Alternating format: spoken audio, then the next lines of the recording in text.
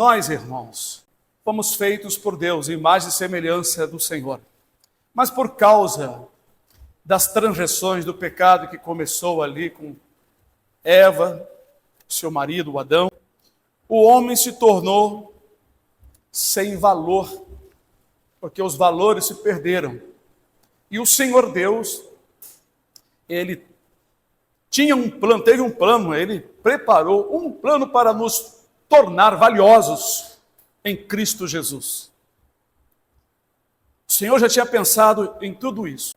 Nós temos o hábito de olhar para as pessoas e às vezes desprezar as pessoas pela aparência. Se a pessoa é gorda demais, se é baixinha, se é magra, se é feia. Mas uma pessoa pode ser mais valiosa do que a outra se ela estiver em Cristo Jesus. Como também uma pessoa, depois de ser valiosa, pode perder o valor. No livro de Provérbios, no último capítulo, ali no finalzinho está escrito assim, a respeito das mulheres. Enganosa é a graça, vaidade a formosura, mas a mulher que teme ao Senhor, esta será louvada, honrada. Ali então nos ensina que uma mulher, por mais que ela tenha uma beleza externa, mas ela não teme ao Senhor, para Deus ela não tem um valor.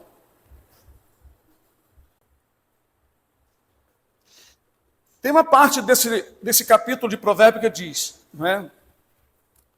Mulher virtuosa, quem a achará? O seu valor excede, ultrapassa ao de rubins.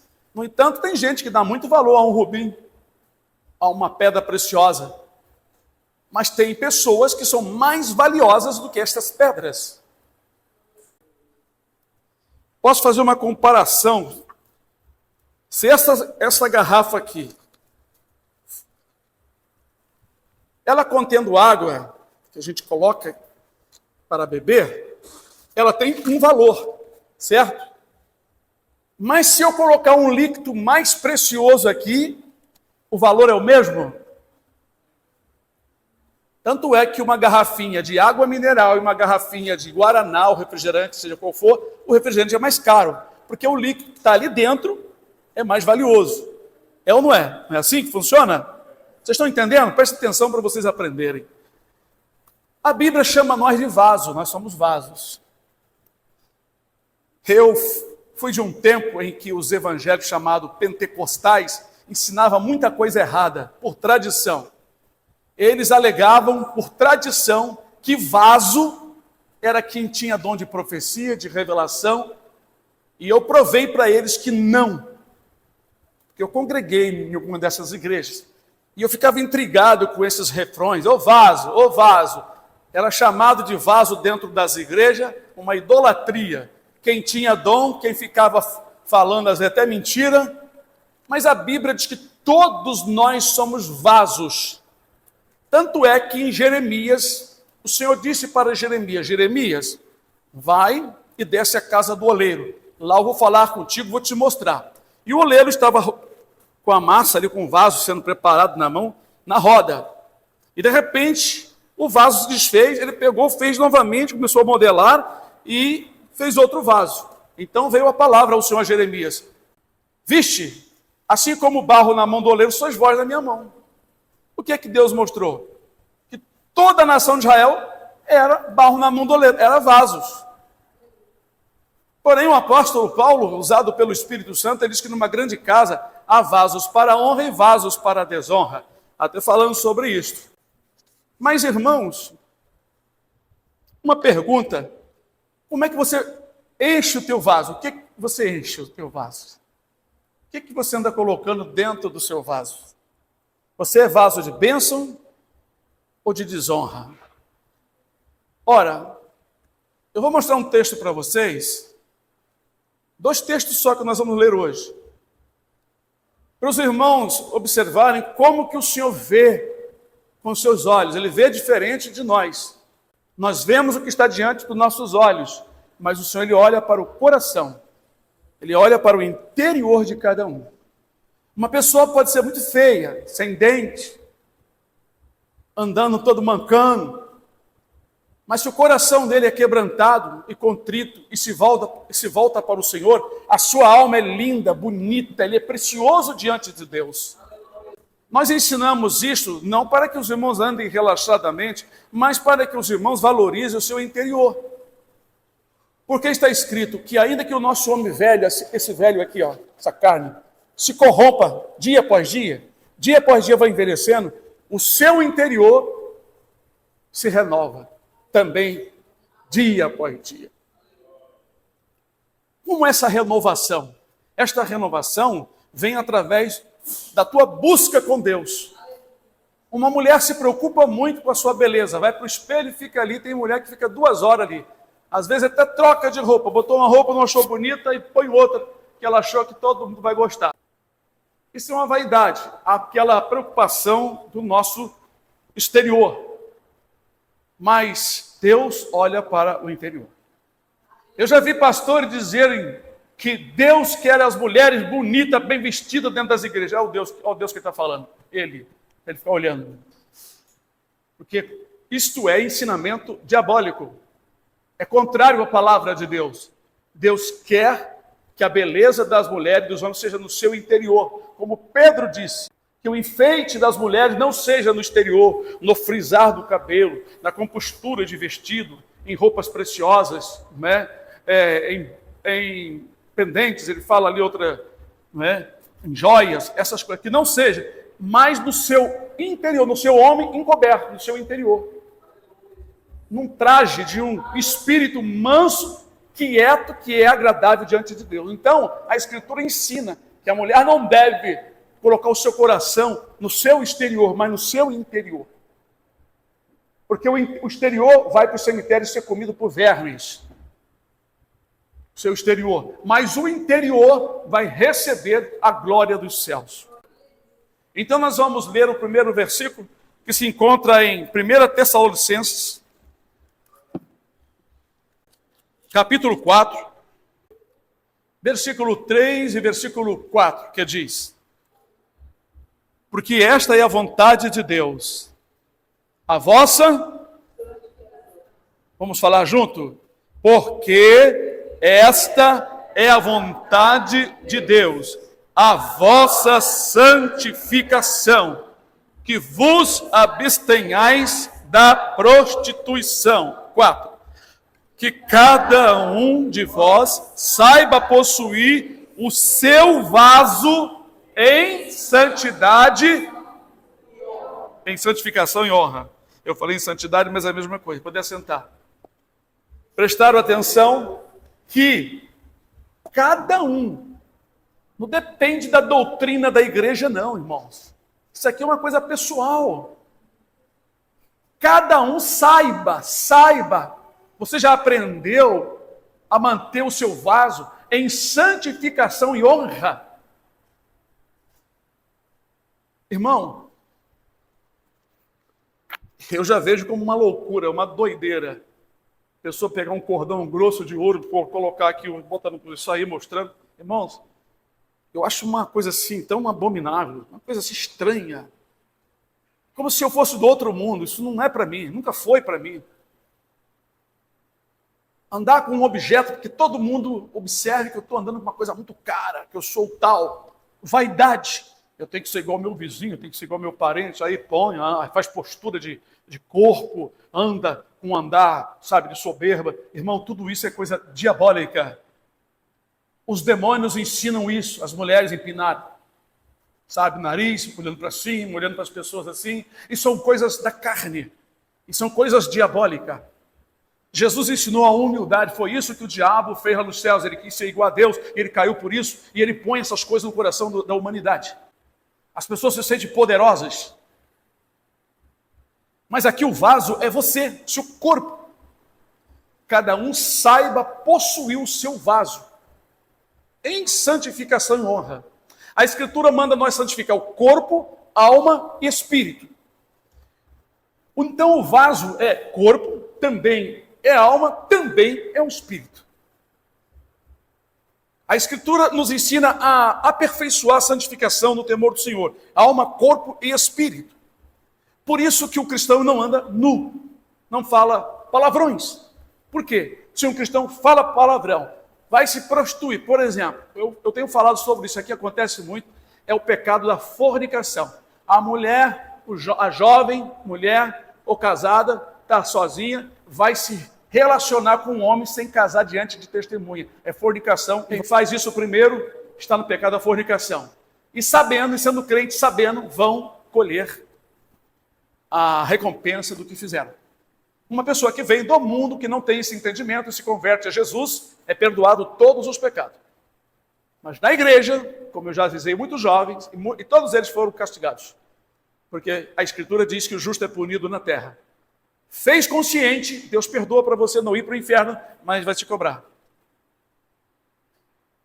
É como aquele filho que faz uma coisa errada, o pai e a mãe bate, mas não joga ele para fora de casa. Mas corrige, porque ele sabia que não podia fazer. Então, é assim que funciona.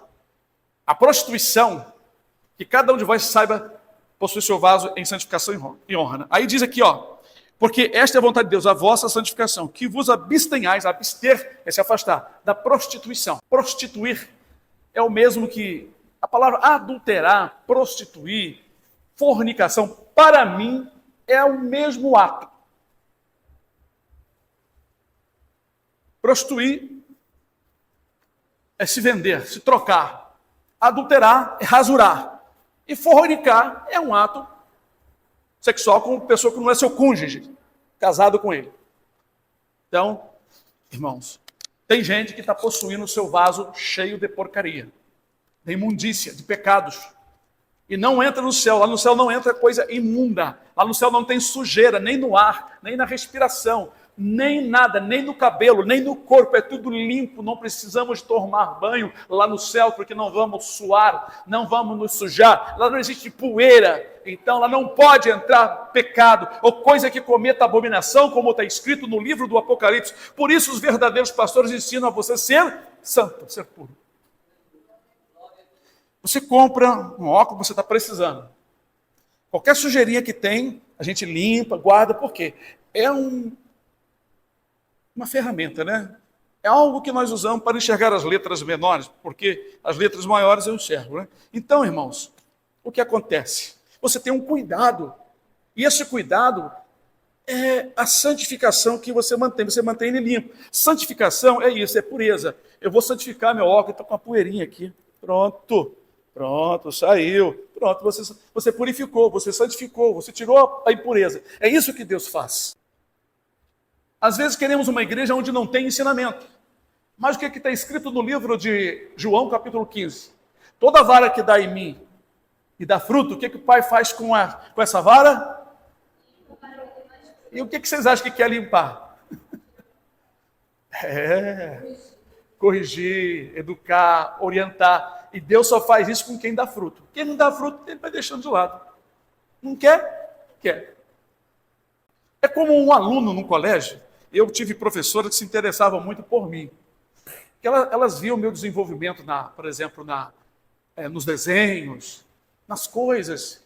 E outras coisas eu era assim, bem ativo, me interessava. Então, as professoras, às vezes, particularmente, me ensinavam, me falavam, né? Porque via um desenvolvimento. No quartel, a mesma coisa. Né? No final, o comandante, quando soube que eu ia sair, queria que eu ficasse de todo jeito. Me chamou 2 vezes me aconselhando, por que você não fica? Por que você vai sair, soldado Edivaldo? Porque eu era útil no quartel. Então, eu entendo essa palavra de João 15. Que toda vara que dá em mim, toda vara que está em mim dá fruto, o Pai limpa. Eu entendo isso. É perfeito isso. Toda árvore frutífera, alguém poda, tira aqueles galhos que não dá nada, deixa só aqueles galhos que dão fruto. Bom, assim eu aprendi com uma pessoa. Aqui eu não sei como é que a pessoa faz, mas a pessoa que conhece a sua fruteira, ele não tira aquele galho que deu fruto. Ele tira os outros que não deu fruto. O que deu fruto, ele permanece. Ele só limpa. Se tiver algum galinho extra nascendo, ele limpa, porque aquele galho ali tem força para dar fruto. Irmãos, imagina, vocês que adquiriram assim, um pouco de conhecimento, ou bastante de conhecimento, vamos imaginar ou muitos evangélicos hoje, que estudaram a Bíblia, começaram louvando, adorando, chorando, jejuando, sentindo a presença, junto na oração, ali o fogo estava queimando, e de repente começaram a olhar, passarinho, belas flores, querem me encantar. Começaram a olhar para os passarinhos e belas flores. Aí, aquela busca, aquele fervor começou a morrer. A plantinha começou a murchar.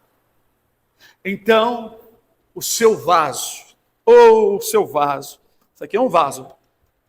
O seu vaso começou a se encher de outras coisas. Então, o valor do vaso já não era mais o mesmo. O valor do vaso já não era mais o mesmo. O vaso agora se encontra estranho. Vamos ler isso. Isso está em Lamentação de Jeremias. Lamentação de Jeremias. Glória a Deus, aleluia. Irmãos, Deus me revelou isso para falar com os irmãos. Eu fiquei tão maravilhado. Fala sobre isto. Eu vou falar coisas jamais. O que está acontecendo nesses últimos dias. Lamentação de Jeremias é depois de Jeremias, tá? Glória a Deus. Louvado seja o nome do Senhor. A palavra é uma lâmpada mesmo, é igual uma lanterna. Cada vez que você conhece, é como se a lanterna ela acendesse mais e você pode enxergar muito mais além. Aleluia! Com a luz forte, uma luz forte que a palavra de Deus é para nós. Assim que vamos conhecendo mais e mais. Aleluia! Lamentações de Jeremias, capítulo 4. Eu vou ler, vou explicar aqui o que aconteceu. Leiamos. Como se escureceu o ouro. Uma exclamação. Como se escureceu o ouro. Como se mudou o ouro fino e bom. Como estão espalhados as pedras do santuário ao canto de todas as ruas. Os preciosos filhos de Sião, comparáveis a puro ouro, como são agora reputados por vasos de barro, obra das mãos do oleiro. Aleluia. Até aqui, que aí vai falando sobre os problemas, né? Prestaram atenção nos 2 versículos? Como escureceu, ficou preto. O ouro ficou preto. Os filhos de Sião, o povo de Jerusalém, comparáveis a ouro puro, porque eles tinham uma lei, eles tinham conhecimento, eles tinham sacerdotes de Deus, sumo sacerdote, tinham profetas, tinham juízes, uma lei perfeita que se eles obedecessem, viveriam bem. Mas eles olhavam para os passarinhos e belas flores, olhavam para as nações vizinhas, que eram muito próximas de Jerusalém. Sabe o que é você não se contentar com a vida que você tem, mas você quer ser igual ao vizinho, quer ser igual ao seu amigo, quer ser igual ao indivíduo lá da mídia? Irmãos, eu tenho nojo disso. Não sei se é pelo tempo que eu ando buscando a Deus, eu já senti tanto valor celestial. Não tem nada que possa comparar com o que está reservado para o povo de Deus, aleluia.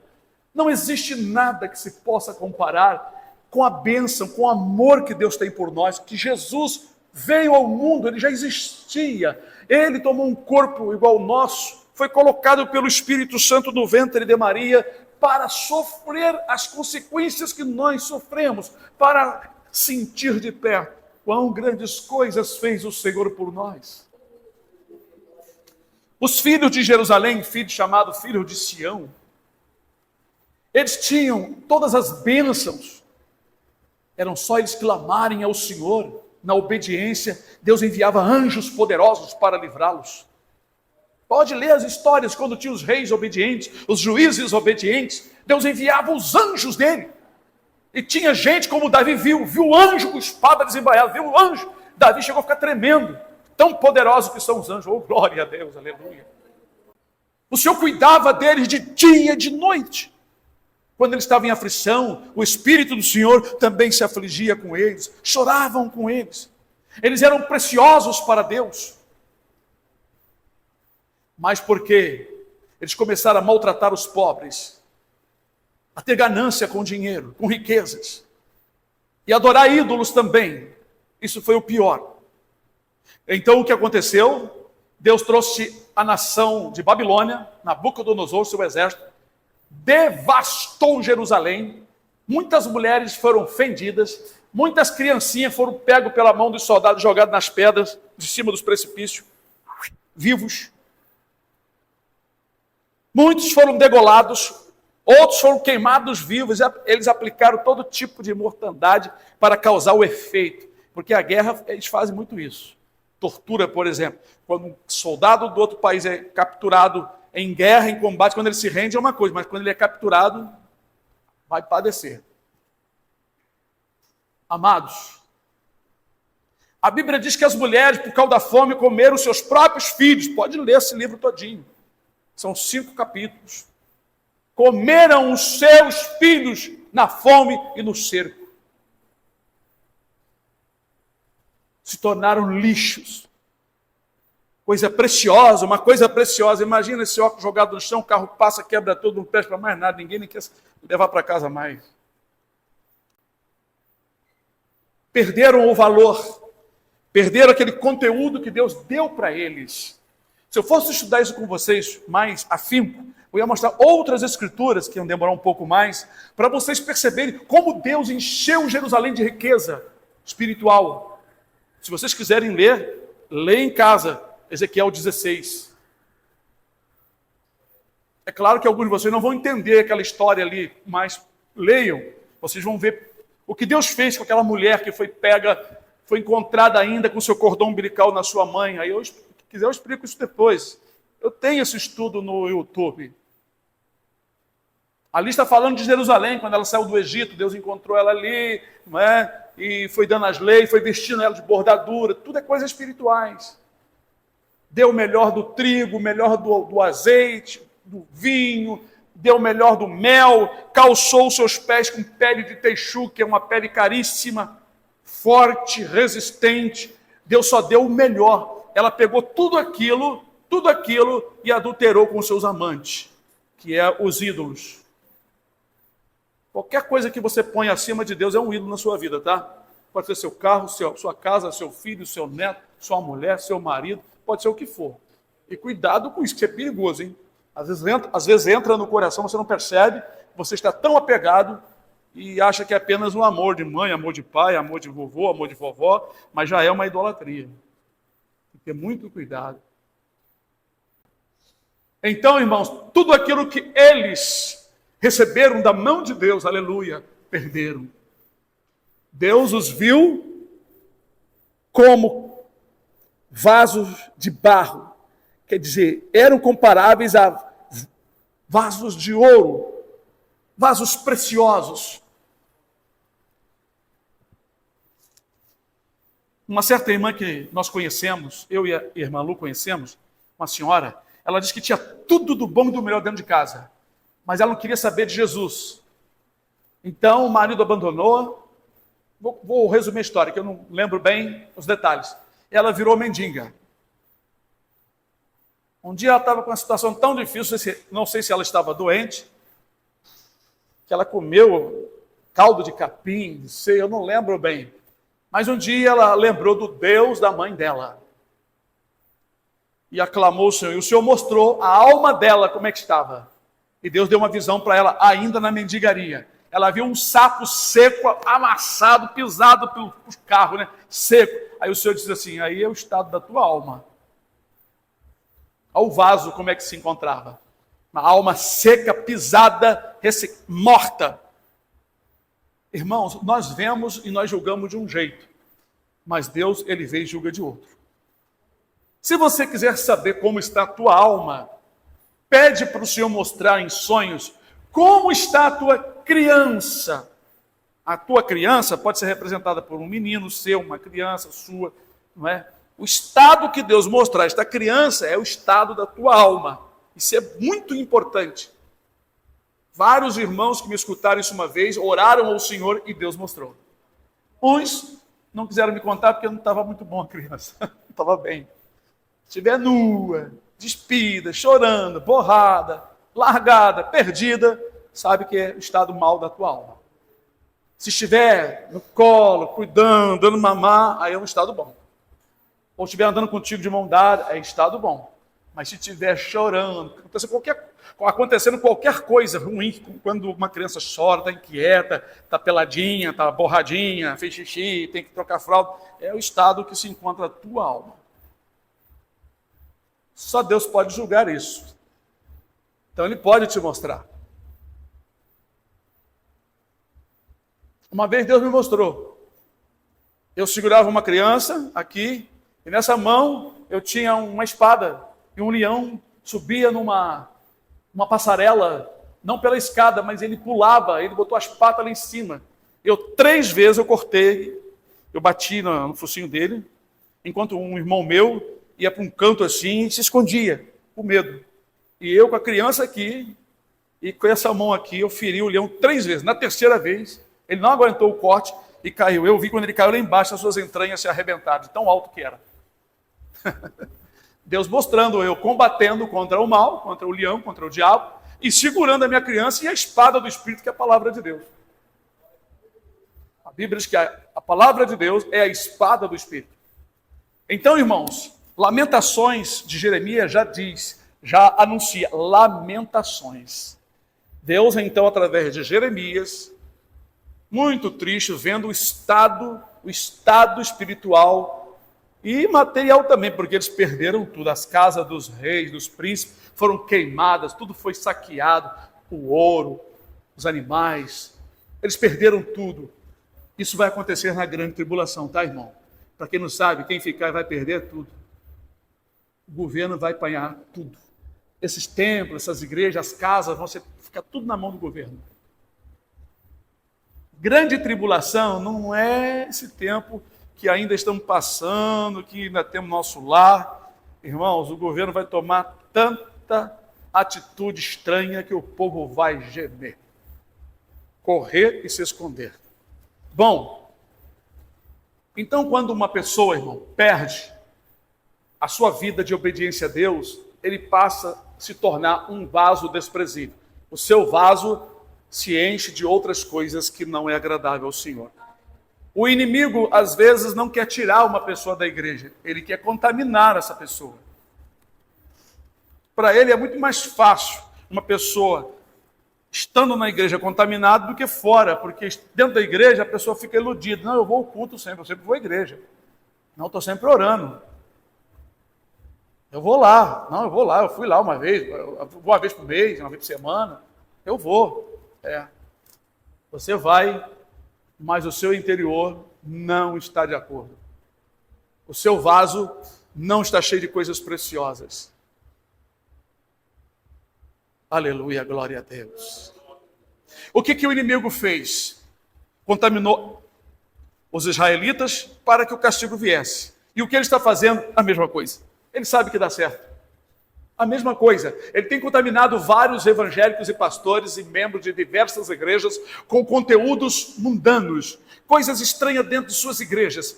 Como diz aqui em Jeremias, capítulo 6, a minha palavra é coisa vergonhosa para eles. Eles não gostam dela. Irmão, se eu estivesse fazendo aqui um monte de profetada aqui, profecia, a gente chama de profetada, que é profecia que parece mais outras coisas. Olha, estava cheio de gente aqui vindo para ouvir profecia, para ouvir uma revelaçãozinha, para ver se Deus ia falar com ele. Mas para aprender a palavra, para entrar no reino dos céus, as pessoas não querem. A maioria não querem, irmãos. Mas eu não mudo porque eu não quero a igreja cheia de pessoas em busca dessas coisas. Eu quero as pessoas selecionadas. Pessoas que terão valor para Deus, que vão se encher desses valores. Lembra da escritura que Jesus disse? Não ajuntei tesouro na terra, aonde o ladrão rouba, a ferrugem destrói, corrói, e a traça destrói. Ajuntai tesouro no céu. Esse tesouro no céu você ajunta automaticamente com a sua vida santa. Você passa a ser um vaso de honra, um vaso precioso. Você não vai ser mais um vaso de barro andando na carne, só pensando em coisas carnais. Você vai ser um vaso de bênção, um vaso de ouro, de pedras preciosas, porque você se enche de coisas boas de Deus. Tem um salmo que diz assim, Meu coração ferve de palavras boas. Tenho falado no tocante ao rei. E Jesus disse, aonde estiver o seu tesouro, ali estará o seu coração. Então, fala a boca que está cheio o coração. Se o coração está cheio das coisas de Deus, você fala das riquezas de Deus. Mas se o teu coração está cheio do dia a dia, do problema, disso, daquilo, você percebe que você está até em confusão, não anda bem, anda triste, porque você só fica pensando naquilo. Seu coração está cheio de problemas. Você acumulou dentro do seu vaso só coisas ruins. Preocupações, vontade de fazer isso, vontade de arrumar aquilo, vontade de arrumar não sei o que lá, vontade. E essas vontades são grandes, são fortes dentro de você. Salomão experimentou todas essas riquezas. Não tem um homem assim tão rico hoje quanto Salomão na sua época. Ele disse que fez com que o seu coração perdesse a esperança dessas coisas, porque ele viu que tudo era vaidade e aflição de espírito. Ele percebeu que aquele gozo do coração dele que ele quis, ele teve escravos, escravas, cantores, cantoras, ele teve todo tipo de cavalos, trebarias inumeráveis, um monte de mulheres, ele teve muita riqueza, não é? Coisas assim que os reis da época podiam alcançar. Ele alcançou muito mais. Mas ele chegou a um ponto na sua vida que a aflição cresceu no seu coração. E ele disse que tudo era vaidade, ilusão e aflição de espírito. Quer dizer, ele encheu o coração, o vaso dele daquelas coisas, mas as coisas preciosas de Deus estavam saindo do seu coração. Por isso que no Salmo diz, se as vossas riquezas aumentam, não ponham nela o coração. Muita gente sabe isso, mas não sabe fazer. Sabe do versículo, pode até gravar o versículo, mas é só aparecer um dinheiro que a pessoa já fica feliz, já está pensando, como eu falei outro dia, pensando em construir, comprar uma moto, comprar outras coisas. Isso é o coração já cheio de outras coisas. Por que que o Senhor tem revelado a maioria de evangélicos, de igrejas, que vão ficar, que essas igrejas ficarão na grande tribulação? Porque se encheram das coisas desta vida. Seus corações não amam a Jesus, não amam a palavra, não gostam de estudar a palavra. Se o culto não tiver um movimento, não tiver um rola-rola, não tiver cantores, não tiver uma coisa que alegra a carne, o culto não foi bom. Eu, quando era assim, da tamanho desses meninos aí, na minha época não tinha esses cultos de hoje, em igreja nenhuma. O culto tinha a palavra, tinha o cântico normal, alguns testemunhos, mas a palavra, a pregação. Eu mesmo, com 13 anos, não entendia. Meus pais também não compartilhavam muito as histórias, eles não foram educados para isso, eu não culpo eles. Hoje nós conversamos com as crianças, falamos as histórias, explicamos algumas coisas, e as crianças aqui, graças a Deus, sabem bastante coisa. Em relação a outras crianças por aí, que as igrejas não ensinam, que não sabem quase nada, ainda que tem muitas crianças em muitas igrejas que têm aprendido bastante a palavra de Deus. Então, amados, o coração nosso tem que se encher das coisas do Senhor, porque é o vaso, é o seu conteúdo que precisa ser rico. As coisas dessa terra, elas vão desaparecer.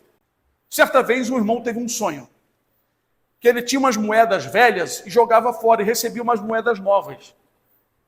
Aí ele perguntou para mim, será que sonho é esse? Isso aí são os valores velhos que o Senhor está trocando. Desprezando os valores velhos para receber valores novos. Que os valores novos é as coisas de Deus. Mas então, irmãos, muitos evangélicos estão sem valor para Deus. Porque ao invés de trocar os valores velhos pelos valores novos, fizeram o contrário. Como diz Isaías, se eu não me engano, é capítulo 5. Ai dos que ao mal chamam bem. E chamam o bem de mal. Faz do amargo doce e do doce amargo. É o que está acontecendo. Eles estão aprovando para a sua vida, para o seu gosto, aquilo que não é aprovado pelo Senhor. E estão reprovando as coisas que Deus aprova, que enriquece o homem. Por isso, não poderão entrar no céu, porque nos céus só entra ricos. Pobre não entra no céu. Só rico. Rico do amor, rico da paciência, rico da longanimidade, rico do perdão, rico da humildade. São riquezas que não vão acabar. Amém, meus irmãos? Está aí a palavra do Senhor. Glória a Deus.